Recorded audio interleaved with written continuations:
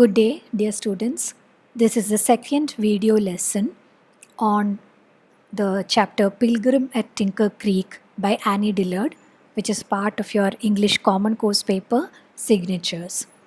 In the first lesson, we had studied the introduction to the author Annie Dillard. In this lesson, we will start looking at the actual text in detail. So if you have your text with you, the textbook signatures with you, please take it and open it to page 20. If you don't have the text, no problem, because you can just look at the slides. You can just look at the screen and I have put up the text, so you can just read it and listen to the lecture. So Pilgrim at Tinker Creek by Annie Dillard. As we had mentioned in the previous lesson, Annie Dillard has written a naturalistic classic in this work called Pilgrim at Tinker Creek. And Tinker Creek, we mentioned, this is a picture of Tinker Creek. It is a place, it's a very beautiful place full of natural beauty, where she lived. The author had lived there for a while, and for an entire year she used to walk around this place called Tinker Creek. And creek means a small river, Aruvi എന്നൊക്കെ പറയുന്ന, that is what creek means. And you can see a little creek here as well. ചെറിയൊരു അരുവി അതിൽ പോകുന്നത് കാണാം. അതിന് ചുറ്റും നല്ല പ്രകൃതി മനോഹരമായിട്ടുള്ള കാട്, പച്ചപ്പൊക്കെ നമുക്ക് കാണാം. ഇതിനിടയിൽ കൂടെ നടന്നുകൊണ്ട് ഒരു വർഷത്തോളം നമ്മളുടെ ഓഥർ ആനി ഡില്ലർഡ് ഇതിലെ ഈ സ്ഥലത്ത് കൂടി നടന്ന് അതിൻ്റെ എക്സ്പീരിയൻസ് എഴുതി വെച്ചതാണ്. അവിടെ കണ്ട പ്രകൃതി രമണീയമായ കാഴ്ചകളും പ്രകൃതിയിലെ വളരെ സ്ട്രേഞ്ച് ആയിട്ടുള്ള, അൺഫെമിലിയർ ആയിട്ടുള്ള, നമുക്ക് അപരിചിതമെന്ന് തോന്നുന്ന പല കാഴ്ചകളെ പറ്റിയിട്ടും പറയുന്നതാണ് ഈ പിൽഗ്രിം അറ്റ് ടിങ്കർ ക്രീക്ക് എന്ന് പറയുന്ന അവരുടെ പുസ്തകം. അതിലെ ഒരു എക്സെപ്റ്റാണ്, ഒരു ചെറിയ ഒരു ഭാഗമാണ് നിങ്ങൾക്ക് പഠിക്കാനുള്ളത്. Okay, so page 20, Pilgrim at Tinker Creek. A couple of summers ago, I was walking along the edge of the island to see what I could see in the water, and mainly to scare frogs. അപ്പോൾ a couple of summers ago, ഇതൊരു സമ്മറിലാണ് സംഭവിക്കുന്നത്, നമുക്ക് മനസ്സിലാവുകയാണ്. 1-2 സമ്മേഴ്സിന് മുമ്പ് സംഭവിച്ചതാണ്. ഞാൻ ഒരു island, അവിടെ ഒരു ചെറിയൊരു ഐലൻഡ് പോലെ ഉണ്ട്. ആ ഐലൻഡിൻ്റെ എഡ്ജിൽ കൂടെ, എഡ്ജ് എന്ന് പറഞ്ഞാൽ അതിൻ്റെ അരികുകളിൽ കൂടെ നടന്നു പോവുമായിരുന്നു. അപ്പോൾ എന്തിനാണ് അതിലേ നടന്നത്? To see what I could see in the water, വെള്ളത്തിൽ എന്തൊക്കെ കാണാൻ പറ്റുമെന്ന് നോക്കാൻ.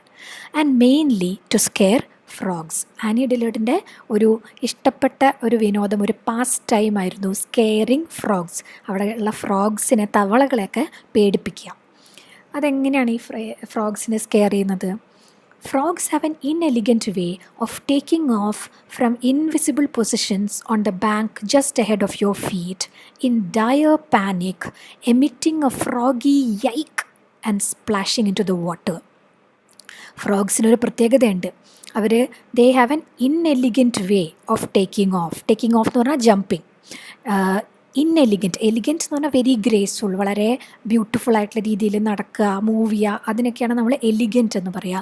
ബട്ട് ഫ്രോഗ്സ് അങ്ങനെ വളരെ മനോഹരമായിട്ടൊന്നുമല്ല, അവരിങ്ങനെ ചാടിച്ചാടിയാണ് പോവുക. അപ്പോൾ തീരെ എലിഗൻറ്റ് അല്ലാത്ത, തീരെ ഗ്രേസ്ഫുൾ അല്ലാത്ത, ഒരു കുറച്ച് ഫണ്ണി ആയി തോന്നുന്ന രീതിയിലാണ് ഫ്രോഗ്സ് ടേക്കിംഗ് ഓഫ്, ജമ്പിങ്. എവിടെ നിന്നാണ് അവർ ജമ്പ് ചെയ്യുന്നത്?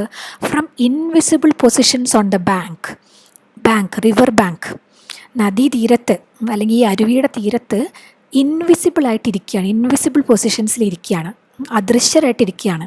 എന്തുകൊണ്ടാണ് അവർ അദൃശ്യരാകുന്നത്? Because they are hiding among the grass. അവിടെയുള്ള പുല്ലിൻ്റെ ഒക്കെ ഇടയിൽ അവർ ഒളിച്ചിരിക്കുകയാണ്. പലപ്പോഴും നമുക്കറിയാം, ഈ ഫ്രോഗ്സിൻ്റെ നിറം എന്ന് പറഞ്ഞാൽ, ഈ തവളകളുടെ നിറം എന്ന് പറഞ്ഞാൽ മണ്ണിൻ്റെയും പുല്ലിൻ്റെ ഒക്കെ പോലെ ഇരിക്കും. അപ്പോൾ പെട്ടെന്ന് പുല്ലിൻ്റെ ഇടയിൽ തവളനെ നമ്മൾ കാണുന്നില്ല, അവിടെ ഇങ്ങനെ ഒളിച്ചിരിക്കുന്നുണ്ടാവും പുല്ലിൻ്റെ ഇടയിൽ. അങ്ങനെ ഇൻവിസിബിളായി, അദൃശ്യരായി ഒളിച്ചിരിക്കുന്ന, റിവർ ബാങ്കിൻ്റെ അവിടെ ഒളിച്ചിരിക്കുന്ന ഫ്രോഗ്സ് പെട്ടെന്ന് എന്തുണ്ടാവുമെന്ന് വെച്ചാൽ, ഇൻ ഡയർ പാനിക്, പെട്ടെന്ന് ഒരു വെപ്രാളത്തിൽ അവർ ചാടുകയാണ്. എന്തിനാണ്? Just ahead of your feet. അതായത് നമ്മൾ നടന്നു വരുമ്പോൾ നമ്മൾ കാണുന്നില്ല ഈ ഫ്രോഗ്സ്, പക്ഷെ നമ്മളുടെ കാലവിടെ പതിക്കുമ്പോൾ ഫ്രോഗിന്, തവളയ്ക്ക് മനസ്സിലാവുകയാണ്, അയ്യോ ഏതോ മനുഷ്യൻ നടന്നു വരുന്നുണ്ട്, അയ്യോ ആരോ നടന്നു വരുന്നുണ്ട്. അങ്ങനെ പേടിച്ചിട്ട് അവർ നമ്മളുടെ കാലിൻ്റെ തൊട്ട് മുമ്പ് അവർ ചാടിപ്പോവും. അവർ ചാടിയിട്ട് എന്ത് ചെയ്യും? ദേ എമിറ്റ് എമിറ്റ് എന്ന് പറഞ്ഞാൽ ദേ ഗിവ് ഔട്ട്, അവർ പുറപ്പെടുവിക്കുക. Emit a froggy yike. Yike എന്ന് പറഞ്ഞാൽ എന്താ? അയ്യോ എന്ന് നമ്മൾ മലയാളത്തിൽ പറയുന്നതിനെ ഇംഗ്ലീഷിൽ പറയുന്ന ആണ് യൈക്ക്, അയ്യോ എന്നുള്ള ഒരു ശബ്ദം. അപ്പോൾ ഫ്രോഗ് പെട്ടെന്നൊരു ശബ്ദം ഉണ്ടാക്കിയിട്ട് ചാടുകയാണ്. അത് കേൾക്കുമ്പോൾ ആനി ഡില്ലർഡിന് തോന്നുകയാണ് അയ്യോ എന്ന് പറഞ്ഞ് പേടിച്ചിട്ട് ഫ്രോഗ് ചാടുന്നതായിട്ട്. എന്നിട്ട് എന്ത് ചെയ്യും? ഈ റിവർ ബാങ്കിലെ ഗ്രാസിൽ നിന്ന് ഇൻവിസിബിളായിരുന്ന ഫ്രോഗ് നമ്മളുടെ കാല് പതിക്കുന്ന ശബ്ദം കേട്ട് നമ്മുടെ കാലിൻ്റെ തൊട്ട് മുമ്പ് നിന്ന് ചാടും. എന്നിട്ട് it will splash into the water, വെള്ളത്തിലേക്ക് തെറിക്കും. Incredibly this amused me and incredibly it amuses me still. Incredibly എന്ന് പറഞ്ഞാൽ അൺബിലീവബ്ലി. എനിക്കത് വിശ്വസിക്കാൻ ഇത്തിരി ബുദ്ധിമുട്ടാണ്. എന്ത്? ദിസ് അമ്യൂസ്ഡ് മീ, എനിക്കിത് ഭയങ്കര തമാശയായിട്ട് തോന്നിയിരുന്നു. ആൻഡ് എന്ന് മാത്രമല്ല ഇറ്റ് അമ്യൂസസ് മീ സ്റ്റിൽ, ഇപ്പോഴും എനിക്കതൊരു വലിയ തമാശയായിട്ടാണ് തോന്നുന്നത്. അപ്പോൾ ആനി ഡില്ലർഡിന് ഇഷ്ടമുള്ളൊരു കാര്യമാണ് ഈ നദീതീരത്ത് കൂടെ, ഈ അരുവീൻ്റെ തീരത്ത് കൂടെ നടക്കുമ്പോൾ അവിടെയുള്ള ഫ്രോഗ്സിനെയൊക്കെ ചുമ്മാ പേടിപ്പിച്ച് വിടാൻ. അപ്പോൾ അവർ പേടിച്ചൊരു ശബ്ദം ഉണ്ടാക്കി, ഒരു ചെറിയൊരു നിലവിളി പോലെ ഒരു അയ്യോ എന്നൊരു ശബ്ദം ഉണ്ടാക്കിയിട്ട് യൈക്ക് എന്നൊരു ശബ്ദം ഉണ്ടാക്കിയിട്ട് വെള്ളത്തിലേക്ക് തെറിച്ച് വീഴുന്നത് കാണാൻ ഭയങ്കര തമാശയായിട്ട് തോന്നുന്നതാണ്. As I walked along the grassy edge of the island, I got better and better at seeing frogs both in and out of the water. അങ്ങനെ ഈ ഐലൻഡിൻ്റെ ഗ്രാസ് നിറഞ്ഞ പുല്ല് നിറഞ്ഞ എഡ്ജ് അരികിൽ കൂടെ ഞാൻ നടന്നു പോകുമ്പോൾ പതുക്കെ പതുക്കെ എനിക്ക് വെള്ളത്തിലും കരയിലുമുള്ള ഫ്രോഗ്സിനെ കാണാൻ കുറച്ചുകൂടി പറ്റി. അതെന്താ കാണാൻ പറ്റിയെന്ന് പറഞ്ഞാൽ നേരത്തെ പറഞ്ഞ പോലെ അവർ അദൃശ്യരായി ഒളിച്ചിരിക്കുകയായിരുന്നു. വെള്ളത്തിലിരിക്കുന്ന ഫ്രോഗിനെ നമ്മൾ വെള്ളത്തിലുള്ള ഏതോ ഒരു കല്ലോ അങ്ങനെ എന്തെങ്കിലും ആണെന്ന് തോന്നും. കാരണം ആ കല്ലുമ്മലൊക്കെ അത് പിടിച്ചിരിക്കുമ്പോൾ അതിൻ്റെ കളറ് പോലെ തന്നെ നമുക്ക് തോന്നും. അതുപോലെ പുല്ലിലിരിക്കുന്നത് ചിലപ്പോൾ നമ്മൾ പെട്ടെന്ന് ശ്രദ്ധിക്കില്ല. പക്ഷെ കുറച്ച് കഴിഞ്ഞപ്പോൾ ആദ്യം പെട്ടെന്ന് കാണില്ല. പക്ഷെ കുറച്ച് നേരം അവരെ ഒബ്സേർവ് ചെയ്ത് കഴിയുമ്പോൾ എനിക്ക് മനസ്സിലായി, അവിടെ ഇരിക്കുന്നത് പുല്ലിൻ്റെ ഇടയിൽ നമ്മൾ കാണുന്നത് ഒരു ഫ്രോഗാണ്, അല്ലെങ്കിൽ വെള്ളത്തിൽ കാണുന്നത് ഒരു ഫ്രോഗാണ്. അങ്ങനെ ഫ്രോഗ്സിനെ റെക്കഗ്നൈസ് ചെയ്യാൻ, ആ ഫ്രോഗ്സിനെ കണ്ടാൽ തിരിച്ചറിയാൻ ഞാൻ പെട്ടെന്ന് കുറച്ച് കഴിഞ്ഞപ്പോഴേക്കും പഠിച്ചു. ആനി ഡില്ലർഡ് പറയാണ്. I learned to recognize, slowing down, the difference in texture of the light reflected from mud bank, water, grass or frog. എങ്ങനെയാണ് മനസ്സിലായത്?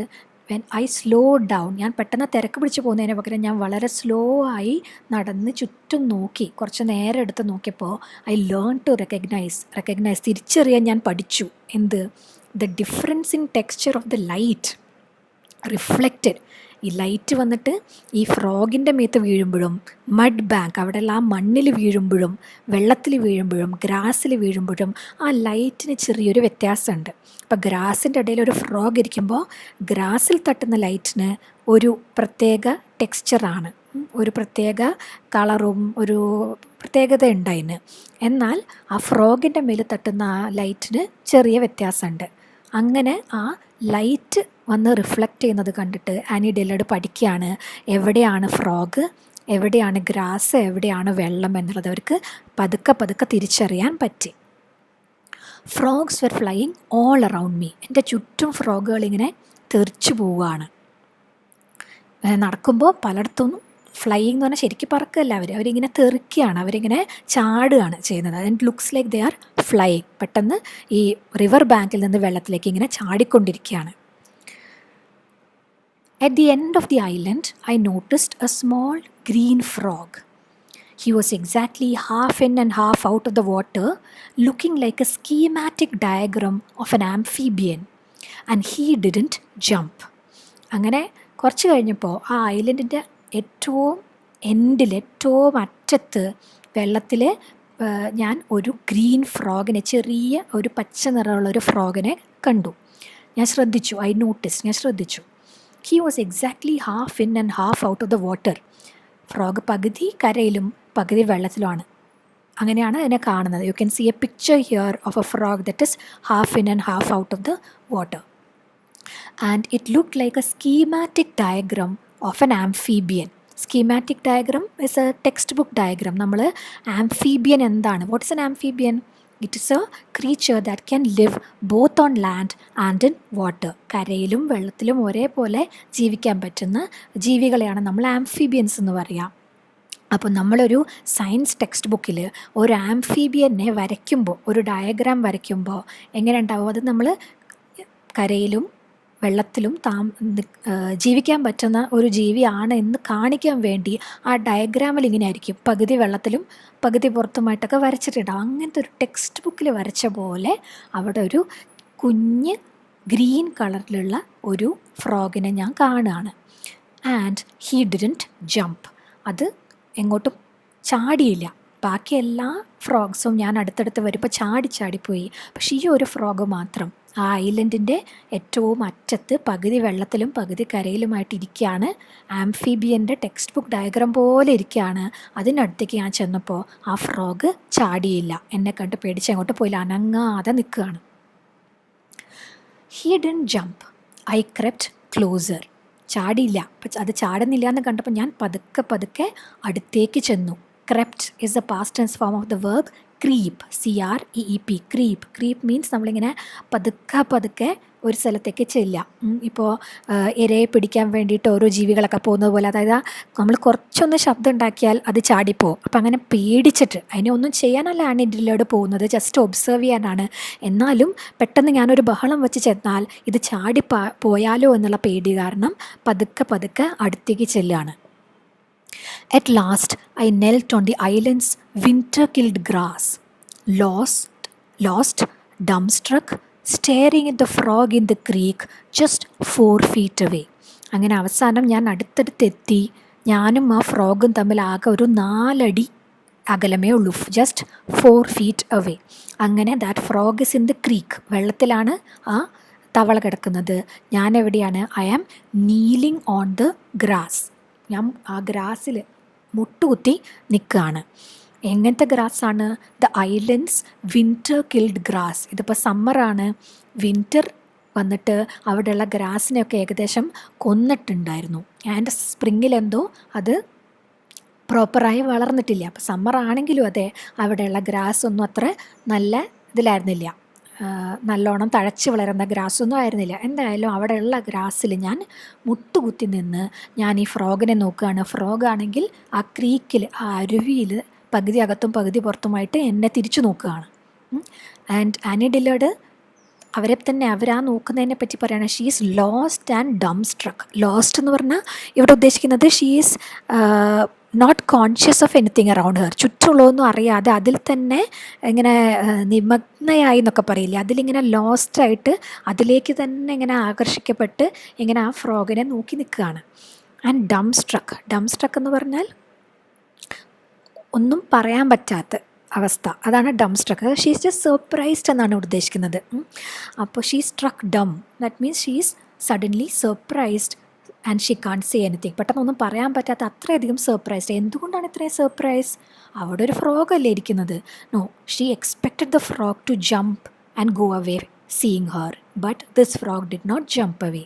അപ്പോൾ തന്നെ കണ്ട് പേടിച്ച് തെറിച്ച് പോവാതെ, അല്ലെങ്കിൽ പറന്നു പോവാത്ത, അല്ലെങ്കിൽ ചാടിപ്പോവാത്ത ഈ ഫ്രോഗിനെ നോക്കി ഇവർ ആകെ അമ്പരന്ന് നിന്നുപോയി. നിൽക്കുകയല്ല, ഷീസ് നീലിങ്, മുട്ടുകുത്തി നിൽക്കുകയാണ് അവിടെയുള്ള ഗ്രാസിൻ്റെ മേലിൽ. He was a very small frog with wide dull eyes. തീരെ ചെറിയൊരു ഫ്രോഗാണ്, തീരെ ചെറിയൊരു തവളയാണ്. അതിന് വലിയ തവളകൾക്ക് നമുക്കറിയാം നല്ല വലിയ കണ്ണായിരിക്കും. And the eyes of this frog look dull. ഒരു ഡൾ ലുക്കാണ് ഇതിൻ്റെ കണ്ണിനുള്ളത്. ഡൾ എന്ന് പറഞ്ഞാൽ തീരെ ഒരു ലൈഫ്ലെസ് ആയിട്ട്, ഒരു പ്രകാശമൊന്നുമില്ല. നല്ല ജീവനോടെ നല്ല ആവേശത്തിലൊക്കെ ഇരിക്കുമ്പോൾ നമ്മുടെ കണ്ണിലൊരു പ്രകാശമുണ്ട് നമ്മൾ പറയും. Your eyes are gleaming, your eyes are sharp എന്ന് പറയും. പക്ഷേ ഇവിടുത്തെ ഈ ഫ്രോഗിൻ്റെ കണ്ണെങ്ങനെയാണ്? ഡള്ളാണ്, ഷാർപ്പല്ല, ബ്രൈറ്റ് അല്ല, ഡള്ളാണ്. തീരെ പ്രകാശം കുറഞ്ഞ കണ്ണുകളോട് കൂടിയാണ് ആനി ഡില്ലേർഡിനെ നോക്കുന്നത്. And just as I looked at him, he slowly crumpled and began to sag. അങ്ങനെ ഞാൻ നോക്കിയിരിക്കെ ആ ഫ്രോഗ് പെട്ടെന്ന് ക്രംപിൾഡായി. ക്രംപിൾ എന്ന് പറഞ്ഞാൽ ഇങ്ങനെ ചുളുങ്ങിപ്പോയിട്ട് ബിഗാൻ ടു സാഗ് എന്ന് പറഞ്ഞാൽ ഇങ്ങനെ തൂങ്ങാൻ തുടങ്ങി. എന്തോ ആ ഒരു കാറ്റ് ഊതി വിട്ടതുപോലെ, നമ്മളൊരു ബലൂണിൽ കാറ്റ് ഇങ്ങനെ ഒരു പിന്ന് വെച്ച് കുത്തുമ്പോൾ ആ ബലൂൺ പൊട്ടിയിട്ട് പെട്ടെന്ന് അത് സാഗ് ചെയ്യും. അതിങ്ങനെ നല്ല ഷേപ്പിലിരുന്നിരുന്ന സാധനം പെട്ടെന്ന് ഇങ്ങനെ തൂങ്ങി കിടക്കും. അതാണ് സാഗിങ് എന്ന് പറയുക. അതുപോലെ ആനി ഡില്ലേർഡ് നോക്കി നിൽക്കെ ആ ഫ്രോഗ് ചുളുങ്ങിപ്പോയി. The spirit vanish from his eyes as if snuffed. അപ്പോൾ അതിൻ്റെ കണ്ണിലൊരു ഉണ്ടായിരുന്ന സ്പിരിറ്റ്, അതിൻ്റെ കണ്ണിലുണ്ടായിരുന്ന പ്രകാശം ഡള്ളായിരുന്നെങ്കിലും ഒരു പ്രകാശം ഉണ്ടായിരുന്നു. നമുക്ക് ലൈവായിട്ട് ജീവനോടുള്ള ആളുകളുടെ കണ്ണിൽ ഒരു ചെറിയൊരു പ്രകാശം ഉണ്ടാവും. പെട്ടെന്ന് അത് ഒരു ലൈറ്റ് അണച്ച പോലെ, സ്നഫ് ചെയ്യുക എന്ന് പറഞ്ഞാൽ നമ്മൾ വെളിച്ചമൊക്കെ അണക്കില്ലേ, അതിനാണ് സ്നഫ് എന്ന് പറയുക. പെട്ടെന്നൊരു തിരി അണച്ച പോലെ, ഒരു പ്രകാശം അണച്ചതുപോലെ, ഒരു ലൈറ്റ് ഓഫ് ചെയ്തതുപോലെ അതിൻ്റെ കണ്ണിലുള്ള ആ സ്പിരിറ്റ്, ആ ഒരു തേജസ് പെട്ടെന്ന് ഇല്ലാതായി. His skin emptied and drooped. പെട്ടെന്ന് ആ സ്കിൻ, നമ്മുടെ സ്കിന്നിൻ്റെ അകത്ത് ഒരുപാട് സാധനങ്ങളുണ്ട് അല്ലേ, ഫ്ലഷ് ഉണ്ട്, ബ്ലഡ് ഉണ്ട്, ബോൺസ് ഉണ്ട്, എല്ലാം ഉണ്ട്. അതൊക്കെ ഉള്ളത് കൊണ്ടാണ് നമ്മുടെ സ്കിൻ എന്താണ് ഒരു ഷേപ്പിൽ നിൽക്കുന്നത്. പക്ഷെ പെട്ടെന്ന് ഇതിൻ്റെ സ്കിന്ന് ഒരു ഇങ്ങനെ തൂങ്ങി ചുളുങ്ങി വീഴാൻ തുടങ്ങി. As if it is empty, അകത്തൊന്നും ഇല്ലാത്തതുപോലെ അത് ചുളുങ്ങി വീണു. His very skull seemed to collapse and settle like a kicked tent. അതിൻ്റെ തല പോലും ഉള്ളിലേക്ക് കൊളാപ്സ് ചെയ്യുക, ഇങ്ങനെ പൊടിഞ്ഞു പോകുന്നത് പോലെ നമുക്ക് തോന്നി, ഉള്ളിലേക്ക് ഇങ്ങനെ വീഴുന്നതായിട്ട് തോന്നി. എങ്ങനെയാണ്? ഒരു കിക്ഡ് ടെൻറ്റ് പോലെ എന്നാണ് പറയുന്നത്. ടെൻറ്റ്, നമ്മൾ ടെൻറ്റ് കെട്ടുന്നത് എന്ത് വെച്ചിട്ടാണ്? ക്യാൻവസ് അല്ലെങ്കിൽ എന്തെങ്കിലും ഒരു പ്രത്യേക തരം തുണി വെച്ചിട്ടാണ് നമ്മൾ ടെൻറ്റ് കെട്ടുന്നത്. അപ്പോൾ ടെൻറ്റ് എങ്ങനെയാണ് കെട്ടുന്നത്? നമ്മൾ നടുവിലൊരു വടി വെച്ചിട്ടും 4 സൈഡിലേക്കും 4 സൈഡിലേക്കും അല്ലെങ്കിൽ പല സൈഡിലേക്ക് നമ്മൾ ഓരോ കുറ്റികൾ വെച്ച് അടിച്ചിട്ടാണ് ടെൻറ്റ് ആ ഷേപ്പിൽ നിൽക്കുന്നത്. പക്ഷെ പെട്ടെന്ന് പോയിട്ട് ആ നടുവിലെ കുറ്റി നമ്മൾ ചവിട്ടിയിട്ടോ അല്ലെങ്കിൽ തട്ടിയിട്ടാൽ എന്താണ്ടാവും? The tent will collapse. ആ ടെൻറ്റ് ഉള്ളിലേക്ക് ഇങ്ങനെ വീഴും. അതിൻ്റെ ഷേപ്പ് റീറ്റെയിൻ ചെയ്യാൻ പറ്റാതെയാവും. അതുപോലെയാണ് ഈ ഫ്രോഗിനെ കാണുന്നത്. ഒരു ടെൻറ്റ്, ഇത്ര നേരം ഷേപ്പിലിരുന്ന ടെൻറ്റ് പെട്ടെന്ന് ആരോ അതിൻ്റെ കുറ്റികൾ ചവിട്ടി മാറ്റിയപ്പോൾ അത് കൊളാപ്സ് ചെയ്ത് വീഴുന്നത് പോലെയാണ് ഈ ഫ്രോഗ് ക്രംപിൾ ചെയ്യുന്നതായിട്ട്, ഇങ്ങനെ ചുളുങ്ങിപ്പോകുന്നതായിട്ട് ആനി ഡില്ലേർഡ് കാണുന്നത്. കാരണം എന്താണെന്ന് മനസ്സിലാവുന്നില്ല. പെട്ടെന്ന് ഇങ്ങനെ എൻ്റെ കൺമുമ്പിൽ വെച്ചിട്ട് ഇത്രയും നേരം ജീവനോടെ ഉണ്ടായിരുന്ന, എന്നെ നോക്കിയിരുന്ന ആ ഫ്രോഗ് പെട്ടെന്ന് അതിൻ്റെ സ്കിന്ന് കൊളാപ്സ് ചെയ്യാണ്, അതിൻ്റെ കണ്ണിലെ പ്രകാശം നഷ്ടപ്പെട്ടു പോവുകയാണ്. He was shrinking before my eyes like a deflating football. അതാണ് അടുത്ത ഇമേജ് ആനി ഡില്ലേർഡ് പറഞ്ഞത്. ആദ്യത്തെ image like a kicked tent എന്ന് പറഞ്ഞു. രണ്ടാമത്തെ ഇമേജ് ഇതാണ്, deflating football. Deflate, the opposite of inflate. Inflate എന്ന് പറഞ്ഞാൽ കാറ്റ് നിറയ്ക്കുക, ഡീഫ്ലേറ്റ് എന്ന് പറഞ്ഞാൽ കാറ്റ് പോവുക. ഫുട്ബോൾ നമുക്കറിയാം, ഫുട്ബോളിൽ നമ്മൾ കാറ്റ് നിറച്ച് വെച്ചത് കൊണ്ടാണ് അതിനൊരു ഷേപ്പ് ഉള്ളത്. അതിലെ കാറ്റ് നമ്മൾ അഴിച്ചു വിട്ടാൽ അത് ചുരുങ്ങിപ്പോവും, അത് ഷേപ്പ്ലെസ് ആവും. അപ്പം അതുപോലെ എൻ്റെ കൺമുമ്പിൽ വെച്ചിട്ട് ബിഫോർ മൈ ഐസ് അത് ഷ്രിങ്ക് ചെയ്ത്, അത് ചുരുങ്ങി വരികയാണ്, ഒരു എയർ കാറ്റഴിച്ചു വിട്ട ഫുട്ബോൾ പോലെ. I watched the taut glistening skin on his shoulders ruck and rumple and fall. അതിൻ്റെ ഷോൾഡേഴ്സ്, ആദ്യം നമ്മൾ തലയുടെ കാര്യം പറഞ്ഞു, പിന്നെ ഷോൾഡറിൽ ഉള്ള സ്കിന്ന് നോക്കിയപ്പോൾ ആ ഫ്രോഗിൻ്റെ ഷോൾഡറിലേക്ക് നോക്കുമ്പോൾ അതും ടോട്ടായിരുന്നു. ടോട്ട് എന്ന് പറഞ്ഞാൽ ഇങ്ങനെ വലിച്ചു വെച്ച പോലെയാണ്, അതായത് നല്ല സ്മൂത്തായിട്ട് അങ്ങനെ വെച്ച പോലെയാണ് നേരത്തെ ഉണ്ടായിരുന്നത്. വെൻ ഇറ്റ് വാസ് അലൈവ് നല്ല സ്മൂത്ത് സ്കിന്നായിരുന്നു. പക്ഷേ ഇറ്റ് വാസ് ഗ്ലിസണിങ്, ഇങ്ങനെ തിളങ്ങുന്ന ഒരു തരം സ്കിന്നായിരുന്നു. ഫ്രോഗ്സിൻ്റെ ഒക്കെ അങ്ങനെയാണ്, ശരീരത്തിനൊരു ചെറിയൊരു തിളക്കമുണ്ടാവും. പക്ഷെ അത് it rucked and rumpled and fell എന്ന് വെച്ചാൽ നേരത്തെ പറഞ്ഞ പോലെ ക്രംപിൾഡായി, അത് വളഞ്ഞ് ചുളുങ്ങി, അത് ചുരുങ്ങി വീഴുന്നത് ഞാൻ കണ്ടു. Soon, part of his skin, formless as a pricked balloon, lay in floating folds like bright scum on top of the water. കുറച്ച് കഴിഞ്ഞപ്പോഴേക്കും ആ ഫ്രോഗ് ആകെ മൊത്തം ചുരുങ്ങിപ്പോയി. ആകെ നമുക്ക് കാണാൻ പറ്റുന്നത് എന്താ? അതിൻ്റെ സ്കിന്നിൻ്റെ ഒരു ഭാഗം മാത്രം ഫോംലെസ്, ഷേപ്പില്ലാത്ത പോലെ, like a pricked balloon. This is the third image that she is using to describe the frog collapsing. ഫ്രോഗിൻ്റെ മരണമാണ് ഇവിടെ പറയുന്നത്. ആദ്യം കിക്ഡ് ടെൻറ്റ് പറഞ്ഞു, പിന്നെ ഡീഫ്ലേറ്റിംഗ് ഫുട്ബോൾ പറഞ്ഞു. മൂന്നാമത്തെ ഇമേജാണ് ലൈക്ക് എ പ്രിക്ഡ് ബലൂൺ. ഒരു ബലൂണ് കുത്തി പൊട്ടിച്ചിട്ട് അതിൻ്റെ കാറ്റ് മുഴുവൻ പോയി കഴിഞ്ഞാൽ ബലൂൺ നിലത്ത് കിടക്കുമ്പോൾ നമുക്ക് ഒരു ഷേപ്പും ഇല്ലാത്ത ഒരു ചെറിയൊരു കഷ്ണം പോലെയാണ് നമ്മൾ അതിനെ കാണുക, അല്ലേ? ബലൂണ് കുത്തി പൊട്ടിച്ചതിന് ശേഷം നിലത്തിടുമ്പോൾ a pricked balloon that is lying on the floor. കാറ്റെല്ലാം പോയി ജസ്റ്റ് ആ ബലൂണിൻ്റെ ഒരു അംശം മാത്രം കിടക്കുന്ന പോലെ വെള്ളത്തിൽ ഈ ഫ്രോഗിൻ്റെ സ്കിന്ന് മാത്രമായിട്ട് കിടക്കുകയാണ്, ഒരു ഷേപ്പില്ലാതെ, ഫോം ഇല്ലാതെ. It is lying in floating folds on the water. വെള്ളത്തിലിങ്ങനെ ഫ്ലോട്ട് ചെയ്തുകൊണ്ട് ഇങ്ങനെ ഫോൾഡ്സ് ആയിട്ട് ഇങ്ങനെ ചെറിയ ചെറിയ മടക്കുകളൊക്കെ ഉള്ള ഒരു തുണിക്കഷ്ണം പോലെ അല്ലെങ്കിൽ ഒരു ബലൂണിൻ്റെ കഷ്ണം പോലെ അത് അവിടെ ഇങ്ങനെ വെള്ളത്തിൽ കിടക്കുകയാണ് ഈ ഫ്രോഗ്.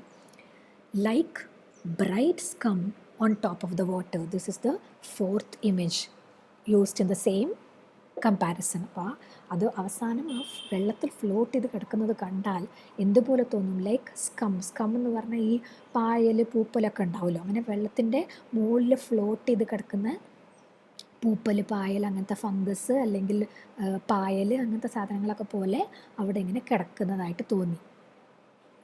പക്ഷെ ആക്ച്വലി കിടക്കുന്നത് ഫ്രോഗിൻ്റെ സ്കിന്നാണ്. അപ്പോൾ ഫ്രോഗ് ആനി ഡിലേർഡിൻ്റെ കൺമുമ്പിൽ വെച്ച് മരിച്ചു എന്ന് മാത്രമല്ല, അത് മരിച്ചത് വളരെ സ്ട്രേഞ്ച് ആയിട്ടുള്ള രീതിയിലാണ്. ആരും വന്ന് അതിനെ കടിച്ചു തിന്നതോ അല്ലെങ്കിൽ തല്ലിക്കൊന്നതോ ഒന്നുമല്ല.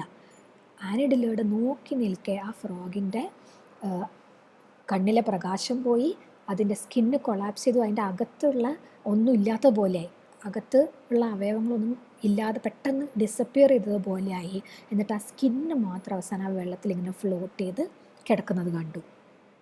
It was a monstrous and terrifying thing. പെട്ടെന്ന് മോൺസ്ട്രസ്, ഒരു ഭീകരമായ, ടെറിഫയിങ്, ഭീതിജനകമായ, പേടിപ്പിക്കുന്ന ഒരു എന്തോ ഹൊറിബിൾ ആയിട്ടുള്ള ഒരു കാര്യമായിട്ടാണ് ആനി ഡിലേർഡിന് തോന്നിയത്. I ഗേപ്ഡ് ബിവിൽഡേർഡ് appalled. ബിവിൽഡേർഡ് അപ്പോൾഡ് എന്നൊക്കെ പറഞ്ഞാൽ ഷോക്ക്ഡ് എന്നാണ് അർത്ഥം. ഞാൻ ബിവിൽഡേർഡ്, ഐ വാസ് കൺഫ്യൂസ്ഡ്. എന്താണ് സംഭവിച്ചതെന്ന് പെട്ടെന്ന് എനിക്ക് മനസ്സിലായില്ല. I was bewildered, I was confused.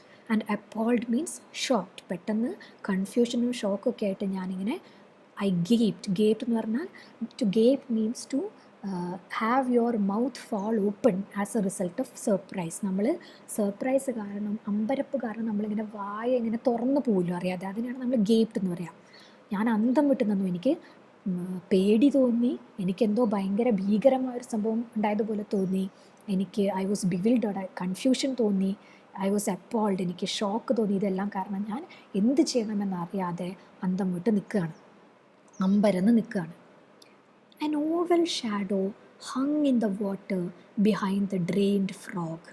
ഇങ്ങനെ എയറെല്ലാം പോയി, അല്ലെങ്കിൽ അതിനകത്തുള്ളതെല്ലാം പോയി, വെറും അകത്തുള്ളതെല്ലാം ഡ്രെയിൻ ചെയ്ത് കളഞ്ഞതുപോലെ വെറും സ്കിന്നായി കിടക്കുന്ന ആ ഫ്രോഗിൻ്റെ പിന്നിൽ വെള്ളത്തിൽ ഒരു ഓവൽ ഷാഡോ. ഓവൽ എന്ന് പറഞ്ഞാൽ കറക്റ്റ് സർക്കിൾ അല്ല അല്ലേ, ഒരു കുറച്ചൊരു ഷേപ്പ് പോയ സർക്കിൾ പോലെ, അതാണ് ഓവൽ.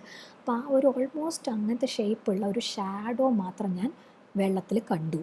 അതാരാ എന്താണെന്നൊന്നും മനസ്സിലായില്ല, പക്ഷേ എന്തോ ആ ഫ്രോഗിൻ്റെ പിന്നിലുണ്ടായിരുന്നു, ഒരു oval shadow. Then the shadow glided away. പിന്നെ ആ ഷാഡോ വേഗം ഇറ്റ് ഫേഡഡ് അവേ. ഗ്ലൈഡഡ് എന്ന് പറഞ്ഞാൽ അതിങ്ങനെ ഒരു വളരെ സ്മൂത്തായിട്ട് പോവുക എന്നുള്ളതാണ്. സ്മൂത്ത്ലി വെള്ളത്തിൽ കൂടെ ആ ഷാഡോ ഡിസപ്പിയർ ചെയ്ത് പോയി, എങ്ങോട്ടോ പോയി. അതാരാ എന്താണെന്നൊന്നും മനസ്സിലായില്ല. ഫ്രോഗ് പെട്ടെന്ന് കൺമുമ്പിൽ വെച്ച് മരിച്ചു.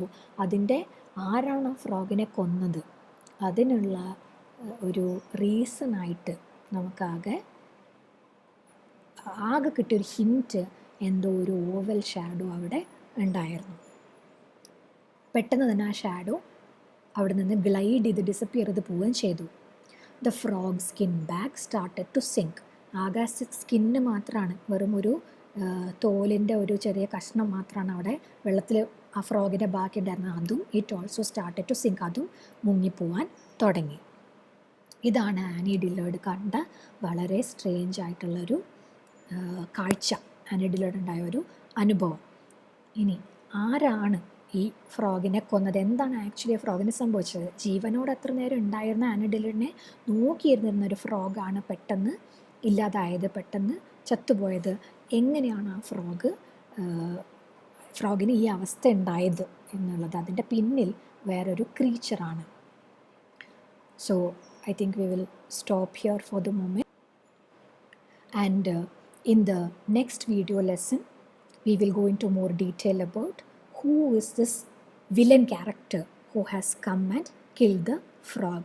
അടുത്ത ലെസണിൽ ആ ഫ്രോഗ് എങ്ങനെ മരിച്ചു, ആരാണ് ഇതിന് പിന്നിൽ, why did Kattappa kill Baahubali, ഇങ്ങനെയുള്ള ചോദ്യങ്ങളുടെ എല്ലാം ഉത്തരം അടുത്ത ലെസണിലാണ് ഉണ്ടാവുക. Okay, thank you.